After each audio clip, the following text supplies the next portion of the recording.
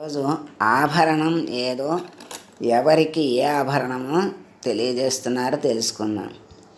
ఐశ్వర్యస్య విభూషణం సుజనత, శౌర్యస్య వాక్సంయమో, జ్ఞానస్యోపశమశ్రుతస్య వినయో, విత్తస్య పాత్రే వ్యయః, అక్రోధస్తపసః క్షమా ప్రభవితుః, ధర్మస్య నిర్వ్యాజత, సర్వేషామపి సర్వకారణమిదం శీలం పరం భూషణం అన్నారు.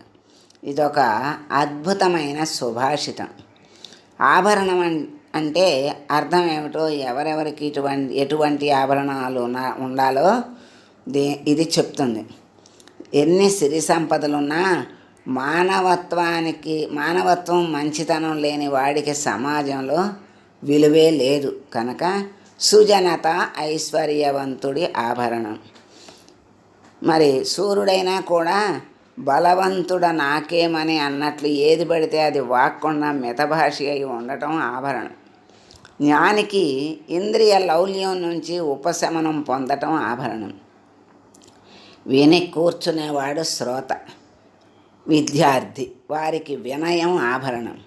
అధికారం ఉన్నవాడికి పాత్రత తెలుసుకొని వ్యవహరించటం ఆభరణం. మరి కోపం లేకపోవటం ఆభరణం.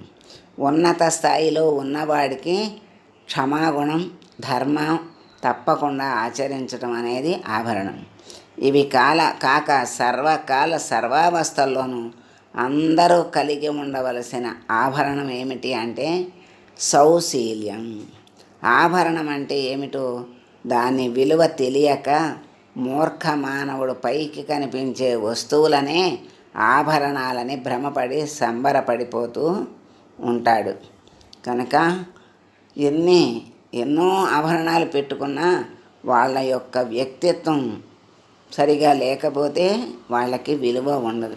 ఏ ఆభరణము లేకపోయినా చక్కని గుణాలతో వాళ్ళు ఉంటే అదే గొప్ప ఆభరణంగా విలువగా చూస్తారు.